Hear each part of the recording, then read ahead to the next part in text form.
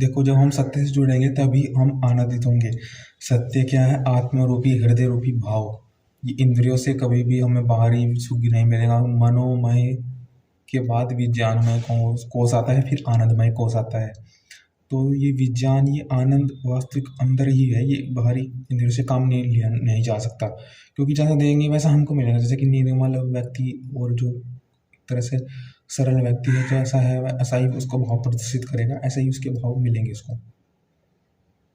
तो जैसे हो आप ऐसे रहोगे, जो निर्भय रहेगा वैसे दूसरों से उसको निर्भयता मिलेगी। क्योंकि अगर जब व्यक्ति इंद्रियों के जब कोई व्यक्ति इंद्रियों के कारण दुख निर्भय हो जाता है कि जो भी इंद्रियां कर रही है इनको करने दो, अर्थात इंद्रियों से मैं अपने आप को रोक लिया, मैंने आत्मा के अंदर केंद्रित कर दिया, आत्मा में मैं केंद्रित हो गया। तो अब मुझे इसकी पीड़ा नहीं कि मैं क्या करूँगा, मेरी इंद्रिया कैसी है, उसकी विषय में मुझे चिंता करने की आवश्यकता नहीं है। क्योंकि मैंने इन से अपना ध्यान हटा लिया।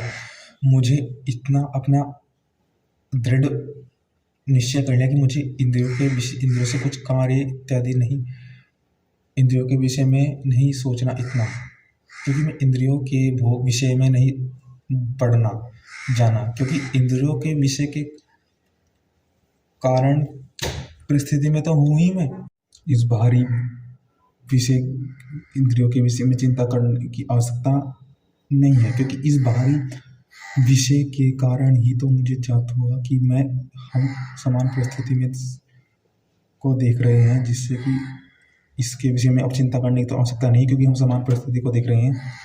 हम आवश्यकता समाज परिस्थिति में है व्यक्ति, परंतु समाज परिस्थिति से व्यक्ति कोई भी महान नहीं बनता। अपने अंदर को जानने से व्यक्ति महान बनता है, वरना सब समान परिस्थिति के व्यक्ति, स्थान के व्यक्ति एक जैसे होते, परंतु जो जैसा भाव है, उच्च भाव और अच्छा भाव, वरना सब महान कहलाते परंतु नहीं एक निर्भय होता है जो ईश्वर के आनंद को समझता है। तो वही कहा गया है कि ये बाहरी इंद्रियों से कुछ प्राप्त नहीं होगा, जो आंतरिक जुड़ता है वह सब प्राप्त कर लेता है। क्योंकि विज्ञानमय कोष कर्म सफल होगा पूर्ण रूप से विज्ञान विशेष ज्ञान के द्वारा ही होगा, विज्ञान के द्वारा ही होगा।